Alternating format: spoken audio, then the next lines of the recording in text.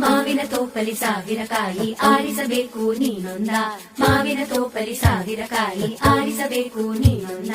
ಹುಳಿಯಿದ್ದರೆ ಉಪ್ಪಿನಕಾಯಿ, ಸಿಹಿಯಾಗಿದ್ದರೆ ಸೀಕರಣೆ, ಹುರಿದಿಟ್ಟ ಮೆಣಸಿನಕಾಯಿ, ಸಿಡಿ ಸಿಡಿ ಎಂದರೆ ಒಗ್ಗರಣೆ. ಮಾವಿನ ತೋಪಲಿ ಸಾವಿರ ಕಾಯಿ ಆರಿಸಬೇಕು ನೀನೊಂದ, ಒಂದೇ ಹಣ್ಣಲ್ಲಿ ಬಗೆ ಬಗೆ ರೀತಿ ಇಟ್ಟನು ಯಾಕೆ ಭಗವಂತ.